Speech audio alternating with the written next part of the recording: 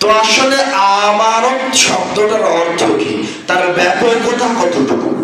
আল আমানা শব্দের আরবিতে অর্থ হচ্ছে তামানিনাতুল কলব, অন্তরের প্রশান্তি। আমানা শব্দের অর্থ হচ্ছে জিওয়ালুল খাউফ, অন্তর থেকে ভয় ভীতি দূর হয়ে যাওয়া। অন্তরের প্রশান্তি, অন্তর থেকে ভয় ভীতি দূর হয়ে যাওয়া।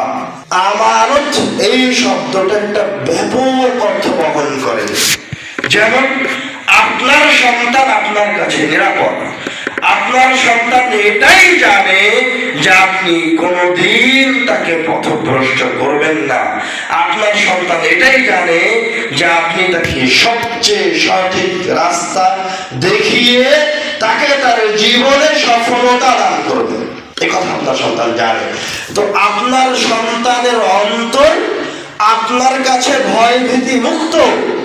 আপনার সন্তান যখন আপনার কাছে আসে তখন তার অন্তরে আর কোনো সংশয় থাকে না, ভয় ভীতি থাকে না, সব ভয় ভীতি দূরে চলে যায়। যেমন মনে করেন আপনি যখন আপনার বাড়িতে ঢুকেন আর যখন রাস্তায় চলেন, যখন ঢাকা শহরে চলেন, আপনার পকেটে যদি 1 লক্ষ টাকা থাকে তো আপনি বারবার পকেটে হাত দেন, টাকাটা আছে না চলে গেল, টাকাটা আছে না চলে গেল। মানে আপনি যখন রাস্তায় হাঁটছেন তখন রাস্তায় আমানা নাই, কিন্তু যখন আপনি বাড়িতে ঢুকলেন তখন আপনি কাপড়টা খুলে রেখে দিয়েছেন, টাকাটা বের করে তালাবদ্ধ করে রাখার প্রয়োজন মনে করেননি। কেন? কারণ আপনি জানেন আপনার বাড়ির ভিতরে আমানা আছে। আপনার অন্তরের প্রশান্তি এই জায়গায় বিরাজ করে, আপনি এই জায়গায় আর টেনশনে নাই। তো আপনার সন্তান আপনার কাছে কি আমানত অনুভব করে।